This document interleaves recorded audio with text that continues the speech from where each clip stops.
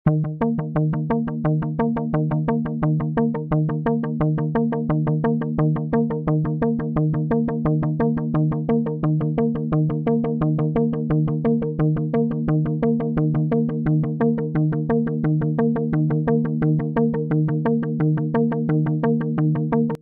na nasa ICU si Miss Universe Jamaica matapos ang pagkahulog sa Miss Universe Preliminaries sa Thailand. Tapos na ang ika-74 na Miss Universe, ngunit nananatili pa rin sa Intensive Care Unit, ICU, sa isang ospital sa Bangkok, Thailand, si Miss Universe Jamaica Dr. Gabrielle Gabby Henry, matapos itong mahulog mula sa stage noong Nobyembre 19 sa ginanap na preliminaries. Ang update ay nagmula mismo sa kapatid ng Jamaican beauty queen, na kasalukuyang nasa Thailand kasama ang kanilang ina. Ibinahagi niya ang opisyal na pahayag sa Instagram.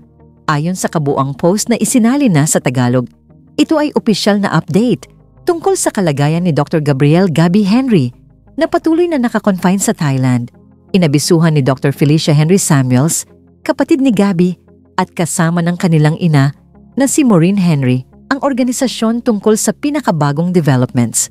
Ayon kay Dr. Henry Samuels, hindi gaano kaganda ang lagay ni Gabby gaya ng aming inaasahan, ngunit ginagawa ng ospital ang lahat ng kinakailangang gamutan.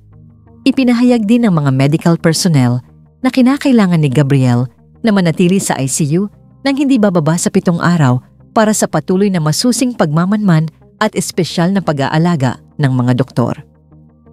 Sa gitna ng napakahirap na panahong ito, taimtim na nananawagan ang Miss Universe Jamaica Organization sa mga Jamaican sa kanilang bansa at sa buong diaspora na ipagdasal si Gabrielle.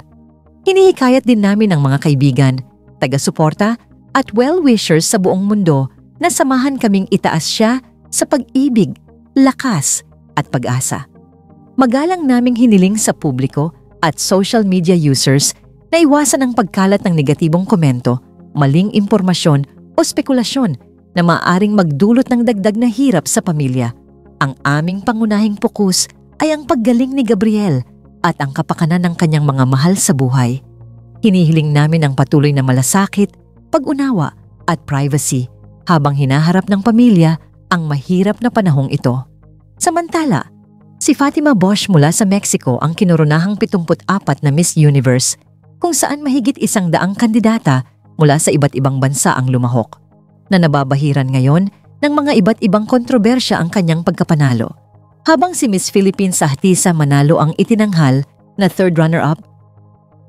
No one expected that within just 24 hours after Miss Jamaica, Gabrielle Henry suddenly fell off the Miss Universe stage. The incident would expose 3 major mistakes allegedly made by the organizers. During the preliminary show, Gabrielle Henry suddenly slipped off the runway. Luckily, she received medical attention in time.